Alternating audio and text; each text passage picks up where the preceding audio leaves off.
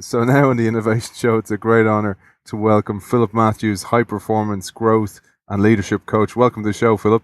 Thanks, Ed. We'd love to talk about the work you've done, your own career, both as a British and Irish Lions captain, moving then into CEO and managing director, and but now coming to being a leadership and high growth performance coach. It'd be great to hear the story. Yeah, sure.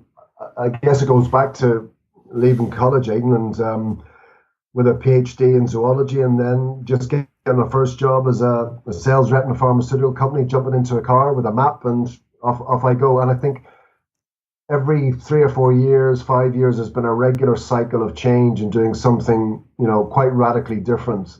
And I suppose what I've learned over that period of time is that my own view of myself in terms of my competency, what I'm good at, is not so much around I'm a good salesperson, I'm a good HR director, and a good CEO. I'm just somebody who is adaptable, curious, wants to learn, embrace new challenges, and because I find them stimulating, thought-provoking, and keep learning all the time.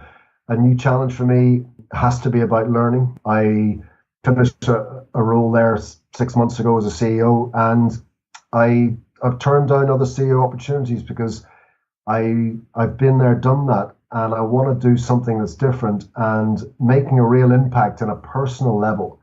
I can do that at a CEO in terms of some of the role, certainly, but making a real impact and learning how I can do that is the way I want to spend the last chapter of my career. If you're innovating, you want a CEO that is not going to challenge you around the most recent failure and say, why did you fail? You want a leader who's saying, well, what did you learn? And you want the organization to be saying, what did we learn today? When you look at parenting, that gift that you can give a child at such a young age to go and go, you know what, I know you've made that mistake, but what did you learn, or made that same mistake again? And there's a certain innate one where it's the hot cooker effect, where they touch it and they know, okay, I got burnt. But there's the other thing where you're not constantly giving out to somebody and being on their back, because if you actually formulate that, you can totally change how they think about failure. You reframe it.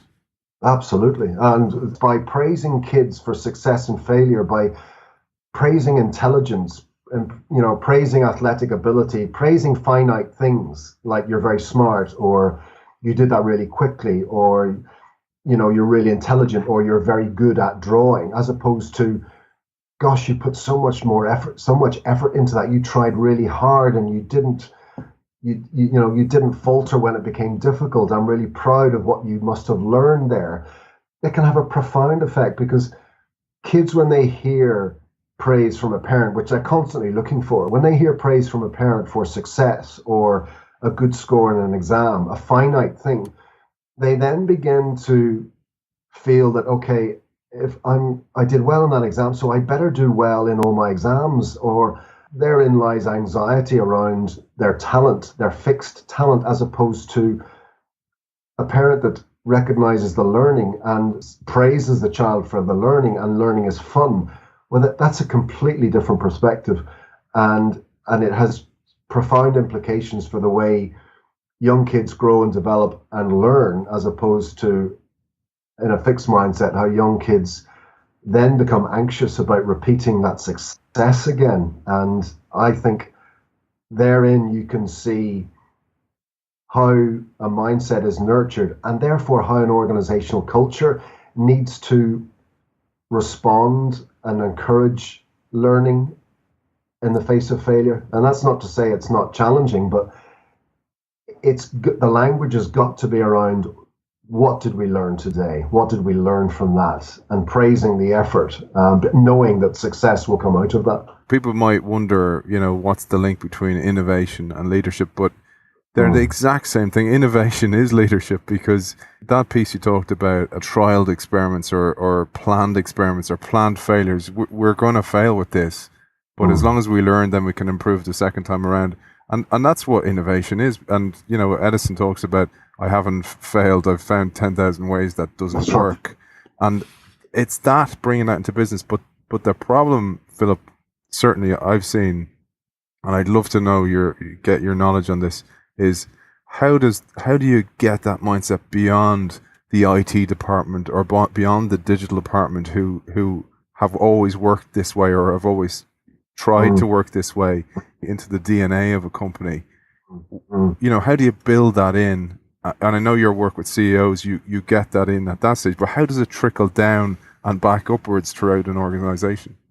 As with most things that are this important, there's no one simple solution. The beauty of a startup and the opportunity of a startup is that you can actually hire for people that are of a learning and a growth mindset. A number of organizations have started to do that. A number of researchers have identified both psychometrics and competency-based interviews that will uncover somebody of a growth mindset. And a lot of other research is also showing that people who are hired for a growth mindset with the technical skills, as opposed to purely on past experience and technical skills, those people with the growth mindset will outperform those people with just purely the technical skills. And so you can do that in a startup. But as with anything, it starts from the top. I think the CEO has to fundamentally believe in this and insist that all parts of the culture, the daily communication dynamics, the team culture, the way people are kind of managed, mentored, and coached is all using the language and the perspective of a growth mindset. And that is around what did we learn? And that's not tolerating repeating the same mistake all the time, but it's really making sure that the learning has been taken on board and it's been shared. Making sure that even successes are learned from, because an awful lot of organizations will see success and then move past and not really debrief it.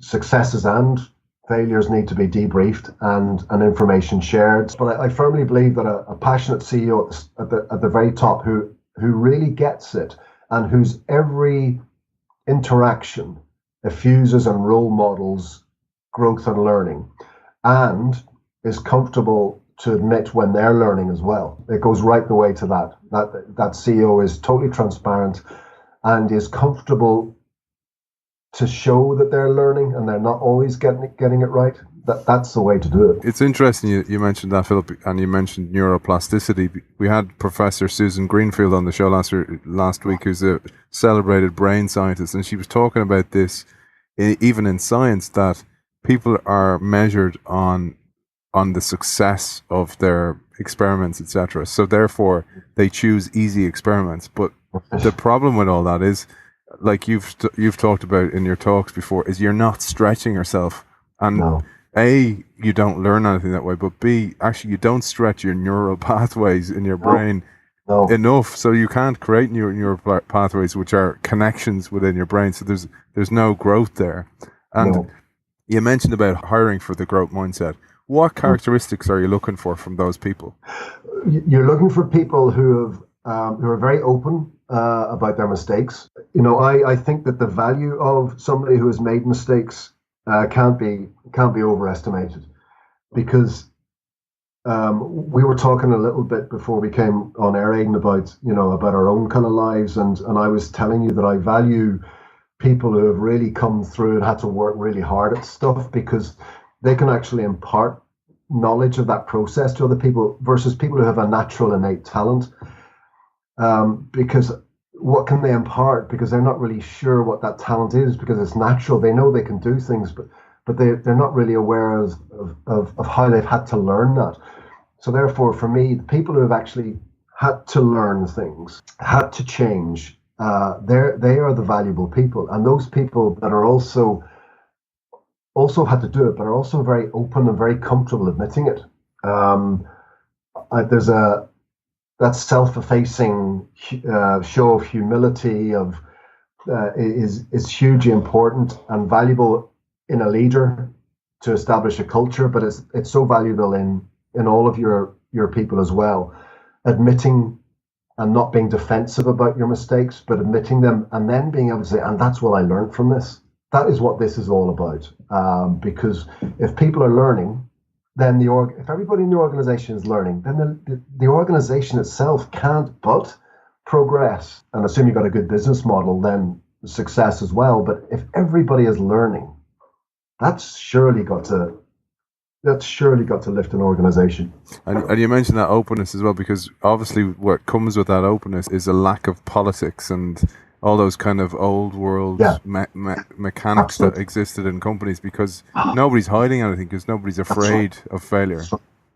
That's right. And the lengths that some people will go to it in a fixed mindset culture and an individual has huge implications for business ethics and corporate governance because, again, going back to Dweck's research, she has shown that people with a fixed mindset can actually go the ultimate and inflate their achievements or misrepresent some of their achievements because of that fear of being judged and admitting to what they see as a failure.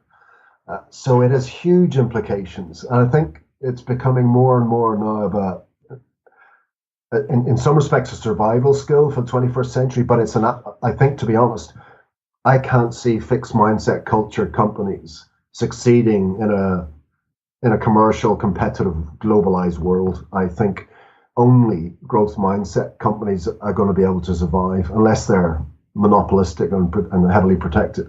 Yeah, and if regulation and patents, Yeah, etc., have protected them. But it's interesting you say about this idea of talent being almost a curse, and Dweck talks about this in her work, where some kid, might get picked for the team. All of a sudden, his dad or his peers start showing interest in him, and then he starts thinking, okay, well, this is great. I'm actually somebody now, and then they get injured or they lose that place in the team, and people start not showing so much interest in them, and it frames their reference to go, you're only worth something if you've achieved something. And what's been your own experience of this? Because obviously you set yourself amazing goals, and you achieved by being captain of the British and Irish Lions. The really interesting thing, and I'd love you to share, Philip, if you would, with our audience, is the way you actually set markers in the future and you dared to dream. I suppose my history wouldn't have been particularly strong academically, so therefore, rugby and sport gave me an opportunity where I felt good about myself. And the moment a coach, I can remember it clearly to this day, sitting in a wet changing room, and I was 13 years old, and to my amazement, the coach name checked me and said, Philip's the key player in the team. From that moment on, I started to see things a little bit differently. I read, I suppose, the first rugby autobiography. That was Willie John McBride's autobiography, and he was talking about, this Ballymena farmer who led the Lions in South Africa. And I thought, well, if he can do that from Ballymena, then I can do that. And that goal was set for me from then. And I suppose from that moment, I probably never really doubted that I couldn't do it. And the coach himself said, and when I was leaving high school, he said, Philip will play for the Lions. And that kind of, he said this in an open presentation as we were leaving the school. And I was at that stage, it was nice that he said it, but I kind of reckoned I would myself, I suppose. I wasn't being arrogant. But I think at that stage it was two things. One, I felt I had the talent, and two, I was going to work. I was going to do whatever it took. Yeah, I was going to do whatever it took, and probably more. It's interesting, Philip, because it's something that people, I write and I do the show, and people kind of go, where do you get the time? But I kind of go, well, it's about sacrificing or replacement. If you sit down and you watch the Kardashians or some trash TV in the evening, that's your opportunity. That's the data you're actually feeding your mind.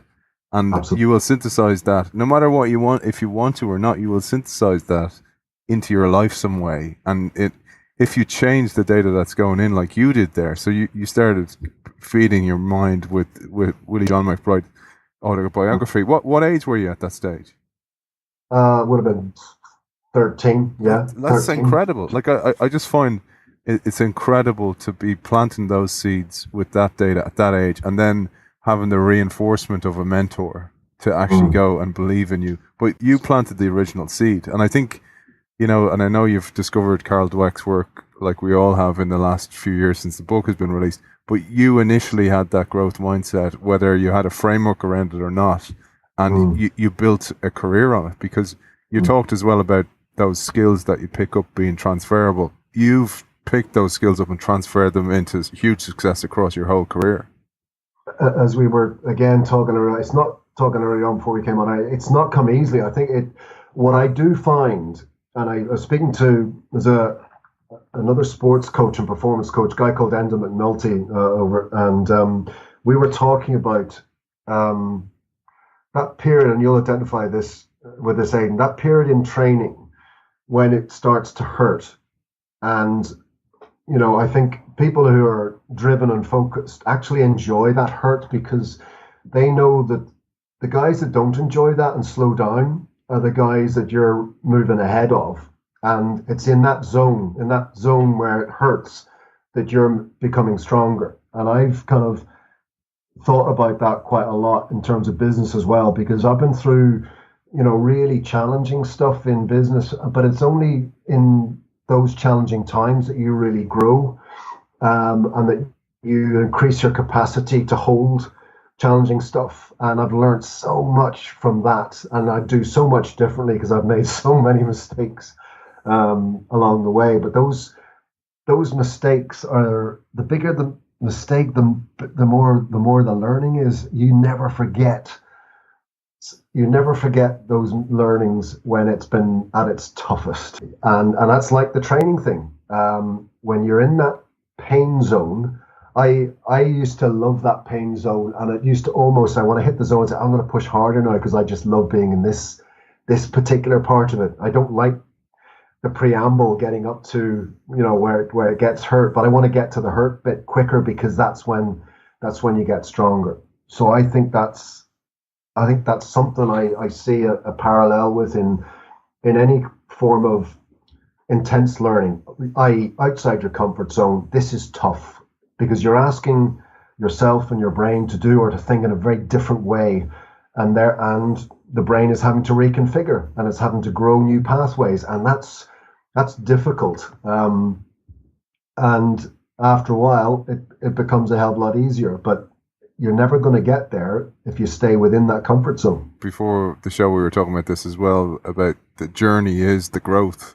Yeah. But you have to continually change it up and mix it up. And, when you're doing training, you will automatically plateau. You will get to that plateau, and you need to then push yourself harder or change the exercises or mix it up and add in extra weight or whatever it should be. And Arnold Schwarzenegger talks about that as well. And it's interesting because I thought of your career and how you succeeded as an athlete and a leader in the rugby field, but also had set yourself those goals. But then you transfer them to the business world. And yes, you were continuously learning, but also people like Arnold Schwarzenegger, people laughed at him when he said he was going to become an actor at the end of his career. People laughed at him, literally.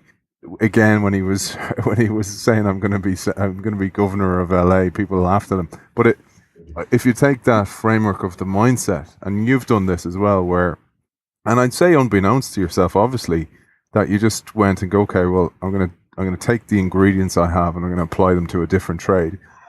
Yeah, I mean, the transition, I didn't find that particularly difficult, I have to say. I wonder, was that because it was a different era, and because just to remind our audience, at the time you played, you were working as well. Yeah, I think always working, and then while I was playing rugby, and then always changing as well, and finding myself in situations where I've got a somebody's believed enough in me to offer me this opportunity. I don't know a huge amount about this, but I'll just go and find it out. I'll learn it. I'll figure it out. And I'm driven by a kind of a curiosity around, yes, that really sounds interesting. That sounds challenging as well. For me, it's a bit like a moth to the flame. If it's something challenging, it might not be good for me, but I'll find it difficult to walk away from it. It's a draw. It's an attraction towards challenge and learning, because they both come together. And I now confident and in a fortunate position that if I've been there, done that, I don't want to go back to that anymore, because we were talking a bit about training, and once your body and your muscles become used to a particular weight session, you need to change it up because they plateau. Well, it's the same with the brain as well. When you're going through those intense periods of learning, your prefrontal cortex is actually thickening. It's adding new neural connections and it's growing. But once that skill or that new thing is learned and instinctive, well, then it shrinks back down again. So therefore, you need to keep, if you're going to keep developing, as I firmly believe we all should, in terms of our knowledge, our intelligence, or whatever way you want to define that, we need to keep learning, we need to keep challenging our bodies, our hearts, our brains. It's the healthy way to be, and then our brains become better at learning, and less fixed. And I think that, as well as physical fitness, having a fit brain, a learning brain, a brain that is fit for learning, will only be fit for learning if it's regularly challenged and exercised. Yeah, and one of the things you talked about as well as with the skill set of a growth mindset person is positivity. But again, if you read a lot of books about either mindfulness or positivity, that you can rewire your mind to see the positive and see the good in everything. Absolutely. You can. And funny enough, I've come to mindfulness quite late. I'm not sure what it would have done had I been a mindfulness rugby player, but it helps me to be present. And it's certainly the habit of practicing it is now, even if I practice it a couple of times a day, during the day, I'm much more able to focus on the present without having a busy mind. I've got a busy mind, so I'd be thinking about the future all the time, what I've got to do next, blah, blah, blah. And sometimes that can distract me from the present, and that's not a good thing for me. So all of this is around keeping your mind in a fit and healthy state so that you can be the best you can be, and the best version of yourself, and to keep your brain fit and healthy. I thought about this, and I was kind of going with my own rugby career, that I never stopped to smell the roses and go, wow, I've achieved so much. I've talked to many leading rugby players like yourself, and everybody was the same. And then I thought, but is that part of it? Is this never ending or insatiable desire to go again and go further, and what can I do next? But in a way, it's a shame that you don't stop to smell the roses every so often.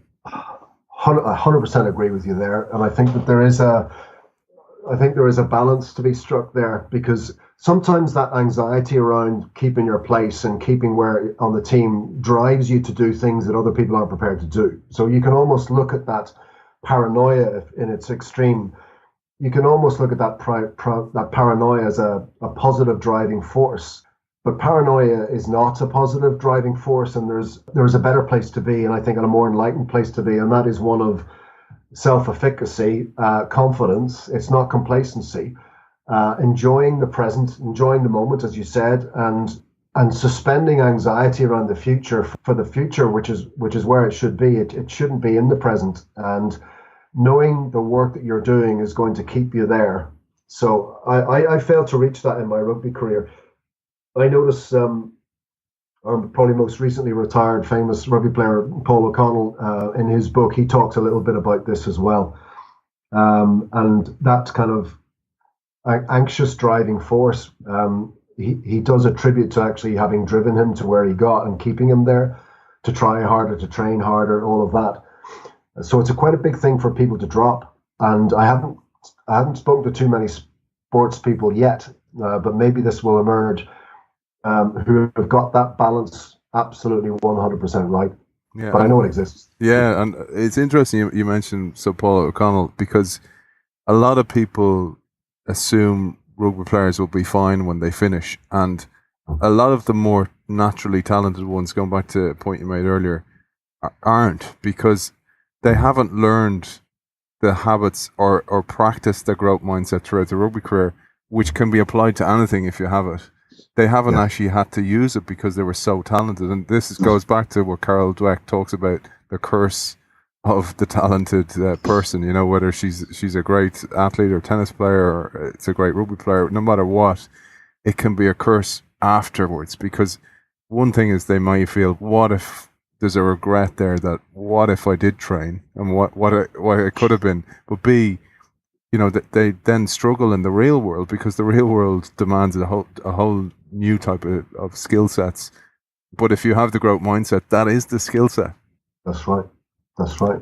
That kind of that openness to learning you're adored as being brilliant at rugby, and then when it comes to a professional career outside rugby, a work career, then you have to, in some respects, go back to scratch and admit that you don't know anything about this necessarily. You may not even know what you do know that is relevant, and not wanting to admit to that can be quite challenging. And I think that's where having somebody, they'll very often have mentors and coaches, they'll have coaches in rugby, but having somebody as a mentor who can help you and steer you and guide you into that transition and give you elements of that growth mindset perspective so that you can actually understand that it is opportunity, and that, to be honest, nobody is expecting you to know everything. And if you want to hide that, well, then guess what? You're never going to be able to hide it. And your openness to learning and developing yourself in your rugby career, that same openness and working on things, because these days there's nobody making it in professional sport who's just making it on talent alone. They have to work at it. Yeah, it's a welcome change to the. Isn't it? It's fantastic. Philip, a couple of last questions for you. One thing that I have to say I see a lot of is with younger workers. I suppose they've had it easier. Certain demographics have had it easier than ever before in the world, and there's this sense of entitlement there, and it's almost like they've been deprived the opportunity to learn. And as a leader, how so you've been coaching CEOs and leaders. If they've inherited these people and they're not going out and going looking for growth mindset people, how do they instill a new operating system, I suppose, in their company to go, this is the way we're doing things? Or have you any advice on that for a lot of our startups? I think that conversation needs to almost start when an organization is running its grad program, or it's doing internships, or it's hiring, because I think the first thing to disavow a lot of graduates is that everything you think you know, everything you've had to learn to pass those exams and get your 2-1 or your first or whatever it might be, or your 2-2, guess what? You're going to have to.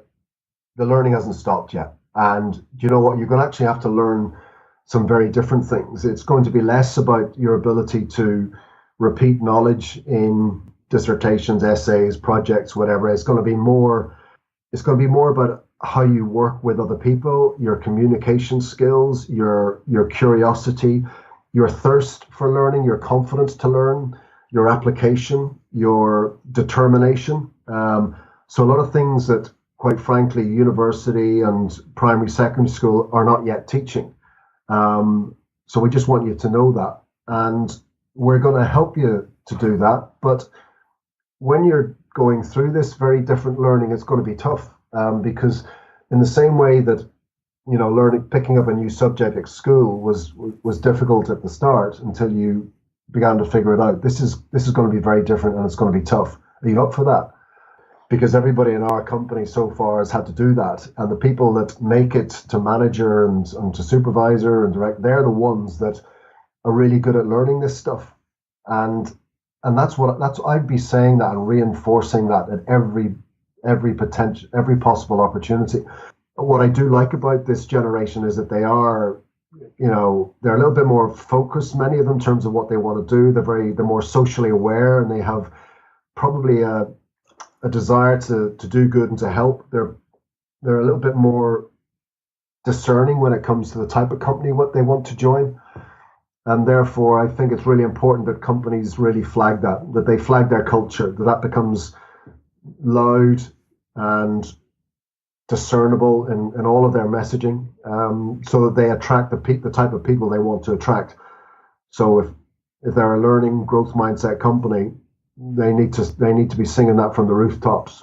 Taking that down a level to the family, so that the household, Well, it actually can be quite, once you get a handle on it, it's actually quite simple, because it's steering away from judgments linking that are around success or failure or smart or intelligent. Finite judgments in your praise or your feedback or your conversations with your children, and it's more around you really tried hard there. I'm proud of the amount of effort. I'm proud you were so determined. What did you learn? It's encouraging conversations around the dinner table around, what did we learn? What did you learn? To tell me a little bit about what you learned in school today. Not and less interest in exam results, finite results, because an exam result just defines a young person's performance at a moment in time. And it doesn't really acknowledge that person can learn and develop, and that everybody learns and develops at maybe a different pace, and that just because it's taken you a bit longer to learn this than somebody else doesn't mean you're not going to get there and know just as much and be just as capable and able. So it's changing the dynamic of that conversation away from judgment and celebrating and encouraging and nurturing learning, valuing learning over finite success. And once families get a language around that and begin to feel it for themselves, it really is as simple as that. They are so alike when you put them side by side, those two questions. Yeah. That a leader is very like a parent in a way, and he's nurturing his team much like a mother or father would nurture their family. Philip, for those who would be interested, I'm sure there's lots. How can they get in touch with you? Because you do consultancy and leadership and growth work with leaders and CEOs. How can people find you? Best way is always email. The website is in production, but email at the moment is philmattie at gmail.com. That's philmattie at gmail.com. And I'd love to hear from anybody. I've also profiles up on LinkedIn as well, if anybody wants to hook up with me there. Phillip Matthews, consultant in leadership and high performance growth. Thanks for joining us. Pleasure, Aidan.